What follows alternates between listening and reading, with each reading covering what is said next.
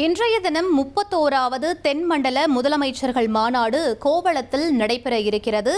இந்த மாநாட்டில் 5 மாநில முதலமைச்சர்கள் பங்கேற்பார்கள் என்று எதிர்பார்க்கப்பட்ட நிலையில் முதலமைச்சர் ரெங்கசாமி பங்கேற்கவில்லை என்ற தகவல் வெளியாகியிருந்தது. இதற்கான காரணத்தை தற்போது புதுச்சேரி முதலமைச்சர் அலுவலகம் வெளியிட்டிருக்கிறது. மேலும் விவரங்களை எமது செய்தியாளர் எழில்குமார் வழங்கிட கேட்கலாம். எழில்குமார், என்ன விளக்கம் கொடுக்கப்பட்டிருக்கிறது? விவரங்களை பதிவு பண்ணுங்க.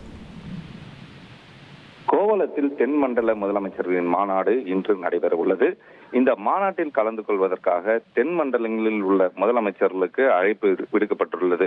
இதேபோல் புதுச்சேரி யூனியன் பிரதேசத்தில் உள்ள துணைநிலை ஆளுநர் கைலாஷ்நாதன், முதலமைச்சர் ரங்கசாமி ஆகியோருக்கு உள்துறை அமைச்சகம் அழைப்பு விடுத்திருந்தது. இந்நிலையில் இன்று நடைபெறவுள்ள இந்த தென் மண்டல முதலமைச்சர்கள் மாநாட்டில் புதுச்சேரி அரசு சார்பில் துணைநிலை ஆளுநர் கலந்து கொள்ள உள்ளதால் முதலமைச்சர் ரங்கசாமி இந்த கூட்டத்தில் பங்கேற்கவில்லை என்ற தகவலை புதுச்சேரி முதலமைச்சர் அலுவலகமானது தற்பொழுது விளக்கம் அளித்துள்ளது.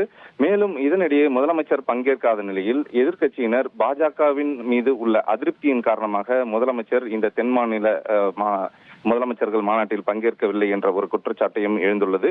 இருந்த பொழுதிலும் புதுச்சேரி அரசு சார்பில் துணைநிலை ஆளுநர் கலந்து கொள்ள உள்ளதால் இந்த முதலமைச்சர்கள் மாநாட்டில் முதலமைச்சர் ரங்கசாமி கலந்து கொள்ளவில்லை என்ற ஒரு விளக்கமும் புதுச்சேரி முதலமைச்சர் அலுவலகமானது விளக்கம் அளித்துள்ளது.